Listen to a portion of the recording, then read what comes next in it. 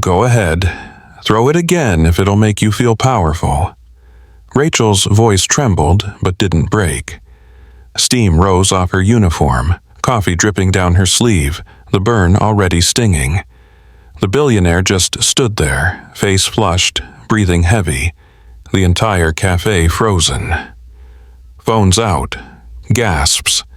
No one dared to move. Outside, Atlanta thundered with the first drops of rain, the kind that feels like punishment. Inside, her words cut sharper than glass. He had no idea, no one did, that this single outburst caught on 3 different cameras would destroy his reputation and rebuild hers into something sacred. "You can buy the cup," she said softly, "but not the respect that comes with serving it." Now, let me tell you how this incredible story unfolded. But before you continue, take a quiet second, become part of this journey. Subscribe, not just to follow a channel, but to stay connected. Share your heart in the comments, and tell me where you're watching from, because your support keeps these stories alive. Now, let's begin. The morning had started like every other at Bean and Bloom Cafe, nestled between a Whole Foods and a YogaWorks studio off Ponce de Leon Avenue. The scent of espresso, cinnamon, and wet asphalt hung in the air as Rachael Brown, 29, prepped the counter with her usual calm precision. She'd been working here for nearly 5 years, ever since she dropped out of Georgia State University to care for her younger brother Micah after their parents' accident. Coffee wasn't just a job. It was her rhythm, her meditation, her quiet rebellion against a world that didn't slow down for grief. At 8:37 a.m., the doorbell chimed. Hard. In walked Drew Walker, Atlanta's tech mogul darling, the billionaire CEO of Walker Dynamics, a man who'd turned a social networking app into a global empire. He looked as out of place in that cafe as a wolf in a petting zoo, tailored Tom Ford suit, custom Louboutin boots, and an ego that entered 3 seconds before he did. He didn't line up. He never did. People like him didn't queue. He walked straight to the counter, dropped a black American Express Centurion card like a mic drop, and barked, "Triple shot oat latte, no foam, extra hot. Make it quick. I've got 3 meetings in 20 minutes. Rachel smiled, polite and professional. "Of course, sir. We'll get that started right away." He scrolled through his phone impatiently. Rachel's coworker, Kendra, whispered, "That's Drew Walker. Dude's worth like $3 billion. Rachel shrugged. Money doesn't make anyone more human. Minutes later, she placed the steaming latte on the counter. Triple shot oat latte, extra hot. Drew looked up just long enough to snatch it. Sip. Then winced like he'd swallowed poison. "What is this?" His voice sliced through the cafe. Rachel blinked. "Your order, sir. Triple shot oat latte. This is warm, not hot. I said extra hot." His voice rose. A few heads turned. "Can you people not even follow simple instructions?" The cafe fell quiet. Rachel stayed still. Calm. Steady. "I'll be happy to remake it." He leaned closer, the arrogance in his cologne. "Maybe hire someone who actually listens next time." Kendra flinched. The manager peeked out from the back but didn't intervene.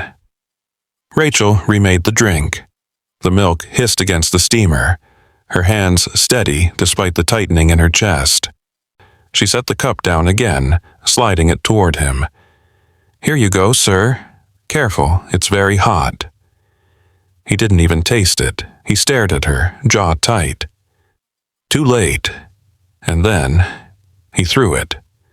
The cup hit her arm, the scalding liquid splattering across her shirt. The cafe erupted in shock. Someone gasped, someone shouted. Phones came up instantly, recording. Rachel froze. Not because she was scared, but because she wasn't. Drew's voice shook with anger and regret at once. Maybe next time you'll— Stop, she said sharply. Her voice cut through the murmurs. The whole place went silent. She stepped forward, slow but steady, eyes never leaving his. Coffee dripped from her sleeve, pooling on the counter.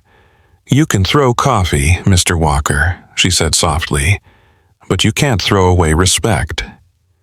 The silence deepened. The billionaire blinked, his fury folding into confusion, then something darker. Shame. He turned to leave, but the phones were already out. The moment had been captured. The storm outside had begun. If you've ever worked a job where someone made you feel small just for showing up, you know this kind of humiliation. But what would you have done in Rachel's place? Stayed calm or snapped back? If stories like this make you feel something real, maybe that's your sign to stay. Because what comes next will change everything. 2 days later, Rachael Brown's face was everywhere. Not in the way anyone dreams about, not on red carpets, not in interviews she asked for, but on every Twitter feed, every morning talk show, and every YouTube clip titled "Billionaire Loses It on Barista." The video had gone viral overnight, millions of views. The comment sections burned with outrage. Queen energy. Grace under fire. Fire him, not her. The cafe where it happened, Bean and Bloom, had lines around the block. People came not for coffee, but to see the woman who stayed calm. But Rachael, she didn't feel powerful. She felt invaded. The attention brought the trolls, the fake praise, and reporters waiting outside her small apartment near Old Fourth Ward. She kept thinking about her brother Micah, 17, a high school senior, who'd now started walking her to work to make sure no one followed. Meanwhile, up in Tuxedo Park, a neighborhood known for its gated estates and oak-lined streets, Drew Walker sat alone in his 10,000-square-foot mansion, a place built to impress but empty of warmth. He hadn't left the house in days. His company's board was furious. PR firms were in full panic mode. One of them, Allison Grant, had warned him bluntly, "You need to fix this, not with money, with humility." Humility, he muttered, pacing his marble kitchen. That's not a press release, but then Allison showed him something. A video clip, not the viral one, but an interview Rachael had given to a local news station. She'd refused to press charges. When asked why, she'd said, "Because everyone deserves a chance to do better, even the ones who hurt you." Something in Drew's chest cracked open. He hadn't felt it in years. That same forgiveness his mother once had. The mother who'd worked at Denny's every night until her hands blistered, who'd told him to treat people kindly. The mother he'd disappointed long before fame. He couldn't run from it anymore. He had to face her. It was Friday morning when he showed up at Bean and Bloom. The bell over the door jingled, and the chatter faded into a heavy quiet. Rachael was wiping down the counter, her hair tucked into a black bandana, sleeves rolled. When she looked up and saw him standing there, her body went cold. The man who'd thrown coffee at her was now standing in line. He wasn't in a suit. Just jeans, a dark hoodie, no entourage. A man stripped of his armor. "I'm not here to cause a scene," he said quietly. "I just need to talk." The manager whispered nervously, "Do you want me to call security?" Rachael shook her head. "It's fine." They stepped outside into the drizzle. Across the street, cars hissed through puddles on Ponce de Leon Avenue. "Say what you came to say," she said, crossing her arms. Drew exhaled, his voice rough. "I came to apologize. That's easy to say when the internet hates you. I deserve that," he admitted. "But it's not why I'm here." She looked away, eyes fixed on the passing traffic. "You humiliated me in front of the world." "I know." And somehow you still made me look like the smaller person.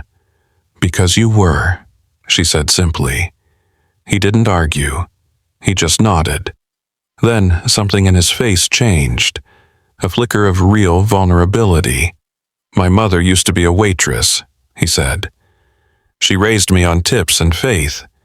She used to tell me never treat people like they owe you for breathing. I built an empire and forgot that. Rachel's jaw tightened. Her anger fought with something else. Curiosity, maybe empathy. She died before she ever saw what I built, he continued. And the moment I threw that coffee, I saw her face. Not yours. Hers. Disappointed. Tired. Done with me. Rachael swallowed hard. For a moment, they weren't Billionaire and Barista, just two people with ghosts in their pasts. They stood in silence under the overhang, rain tapping the sidewalk. You think one apology fixes it? She asked. No, he said. But I think one person believing I can be better might help me try. Rachael didn't answer right away. The compassion she was known for warred with the part of her that wanted to stay angry. Finally, she said, If you really want to do better, then start by doing something that isn't about you. He looked at her. Help someone who can't give you anything back. She turned and walked inside. He didn't follow, but later that night he would, in the quiet of his mansion, search for community organizations, job training programs, and local nonprofits. One would catch his eye. The Second Cup Project, an initiative Rachael had just started on social media to support the service workers facing abuse and discrimination. He stared at the screen for a long time, hovering over the Donate button, before finally clicking it. $100,000. Anonymous. Rachael saw the donation alert the next morning and froze. She didn't know it was him. Not yet. Sometimes forgiveness isn't weakness. It's a mirror forcing us to see who we really are. If you've ever wished someone who wronged you could finally understand the pain they caused, maybe this story is already speaking to you. Stay with it. Maybe, just maybe, people really can change. 3 weeks passed. The Second Cup Project had exploded. What started as a small GoFundMe campaign became a citywide movement. Local businesses hung posters saying, "Respect is served here." Rachel's calm face had become a symbol, and she hated it. Every reporter wanted the "Grace Under Fire" soundbite. Every customer wanted a selfie. They didn't want her. They wanted her moment. And somewhere buried in those endless requests, Rachael began to feel trapped by her own composure. Meanwhile, Drew Walker was rebuilding his life in silence. He'd stepped down temporarily as CEO, sold off one of his vacation homes. He'd even been volunteering, anonymously, at a shelter in Decatur, helping serve meals on Sundays. But his anonymity wouldn't last. When a local journalist dug into the donations made to the Second Cup Project, they found something. A massive, anonymous contribution linked to a private account under Walker Holdings. Within hours, headlines flared again. Billionaire buys redemption. Rachel's forgiver exposed. The narrative turned. By that afternoon, Rachel's phone was blowing up. "Did you know?" Kendra asked, pacing the cafe. "Did you know it was him?" Rachael stared at her phone, the headline glaring back. "No," she whispered. "I didn't." The internet didn't care. To them, the story was simple. The billionaire had bought her forgiveness. Everything she'd built, every interview, every talk, every ounce of credibility, now looked like a PR stunt. She closed the cafe early that night. Rain again. Atlanta rain. Thick, relentless, humming against the pavement. She walked to the back alley behind Bean and Bloom and sat down. her head in her hands. A black SUV pulled up. Drew stepped out. "I didn't mean for it to come out like that," he said immediately. "I donated because it made you feel better?" Her voice cracked, louder than she meant. "You think I needed your money? I needed you to respect me." He froze. The alley smelled like wet coffee grounds and regret. "I thought I was helping." "No," she said. "You were cleaning up your mess. That's not help, Drew. That's control." He looked genuinely pained. "You think that's what this was? What else am I supposed to think?" She stepped forward, eyes burning with tears she didn't want him to see. "Do you know what it's like to be a headline? To have your pain turned into a hashtag? You took my worst day and made it viral, and now you want to play savior?" The words hit him harder than any insult could have. Drew's voice softened, desperate. "Rachel, I'm not trying to be the hero. I'm trying to make peace with what I destroyed." "Then start by leaving me alone," she said, and she walked away, leaving him standing in the rain. That night, Drew drove aimlessly through Peachtree Street, past the glowing high-rises and the shadowed alleys. He pulled over near Piedmont Park, shut off the engine, and just sat there, the billionaire who could buy anything, unable to buy peace.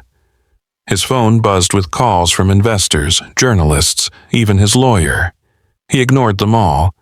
Instead, he scrolled back to the video, that video, the moment he threw the coffee. He watched it again, this time not seeing himself at all, but the look in Rachel's eyes after she was burned. Not hate, not vengeance. Disappointment. He broke down, head against the steering wheel, silent sobs shaking his chest. Across town, Rachel was at the hospital. Micah had collapsed during basketball practice. Dehydration, exhaustion, stress. The nurse said he'd be fine, but the sight of him pale and hooked to IVs shattered her. She sat in the dim light of the waiting room, scrolling aimlessly on her phone until a new headline flashed. Walker Hospital Donation Saves Community Care Program. Her eyes widened. That hospital, the one saving her brother, was one Drew had donated to that very week. Coincidence? Maybe. But something inside her twisted. An ache of recognition, of unwanted gratitude. She sighed, resting her head in her hands. "Why can't you just be a villain?" she whispered to herself. The next morning, Rachel walked out of the hospital into the sunlight. Her phone buzzed again, a voicemail. Drew's voice, quiet, broken. "I'm leaving Atlanta. The foundation's yours now. You'll never have to see me again. Just thank you for being the better person." She didn't reply. Not yet. But as she walked down the quiet street, her mind replayed his words, his face, his mother's story. And the truth she didn't want to admit surfaced. Maybe, just maybe, the man she hated most had already begun to change. When someone who's hurt you finally tries to change, do you let them? Or do you close the door for good? Which choice would bring you peace? 3 months later. Atlanta in spring was alive again. The scent of dogwood blossoms, street vendors outside Ponce City Market, and people sipping lattes under sunlight that finally felt forgiving. The world had moved on from the viral video, but not entirely. A new headline was trending. The Second Cup Project opens its first training center in Midtown. Inside the repurposed loft space stood Rachael Brown, microphone trembling slightly in her hand, her brother Micah, healthy again, sitting in the front row. Volunteers, journalists, local business owners, even a few politicians filled the seats. On a projector behind her, the nonprofit's logo glowed. A coffee cup with 2 hands passing it, one light, one dark. She smiled nervously before speaking. When that video went viral, I thought my life was over, she began. But sometimes what breaks you open is exactly what sets you free. Applause rippled through the crowd. She continued, voice steady now. I didn't create this foundation to punish anyone. I created it so that no one working behind a counter or serving a table ever has to feel invisible again.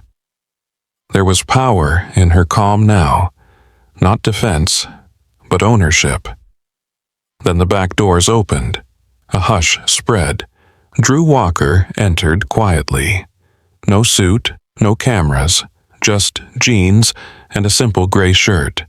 His posture was humble, hands clasped, eyes low. People whispered. Rachel froze for half a beat, then drew in a deep breath. You're welcome to join us, Mr. Walker, she said softly. He nodded, walking toward the stage, the sound of his footsteps echoing. When he reached her, he didn't take the mic. He turned to the crowd. I came here today, he said, voice raw, not as a CEO, not as a man trying to fix his image, but as someone who finally understands what it means to serve. He turned to Rachel. You taught me that dignity isn't a favor. It's a right. And I'm sorry it took me losing everything to learn it. Silence, then. A single clap, then another. Soon the room filled with applause. Rachel's eyes shimmered. She took the microphone again, her voice gentle. Forgiveness, she said, isn't saying what happened was okay. It's saying you won't let it define you anymore. And with that, she reached for something behind her, a steaming cup of coffee. She held it out to him.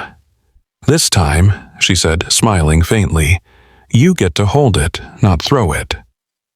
The room laughed softly, tears mixing with smiles. Drew took the cup carefully, both hands steady. He whispered, Thank you. And for the first time since that terrible morning, they both exhaled. Later, after the event, Rachel stood alone outside the center, watching the Atlanta skyline glow in shades of gold and rose.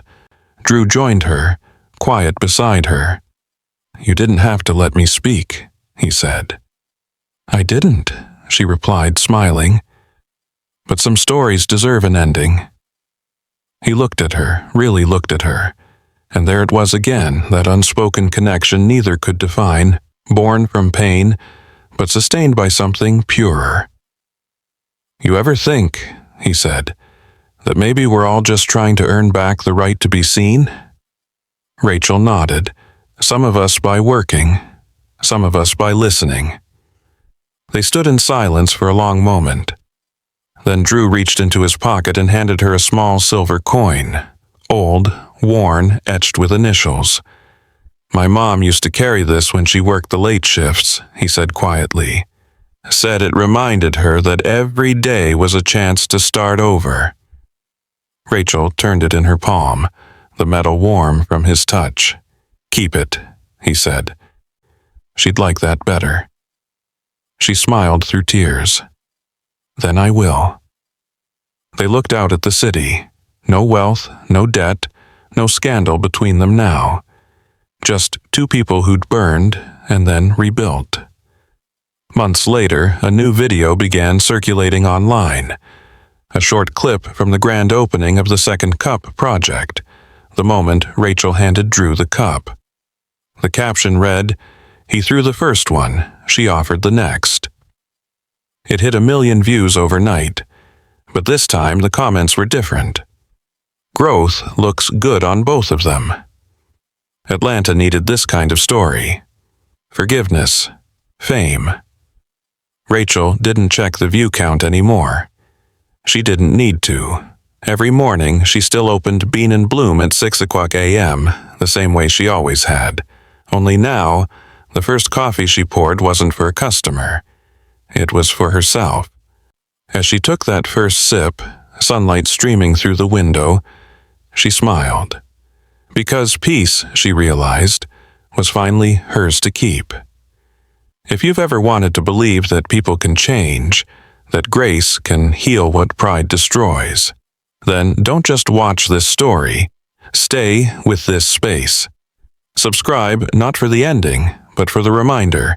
Some cups spill, others are shared, and forgiveness is the warmest one you'll ever hold. The end.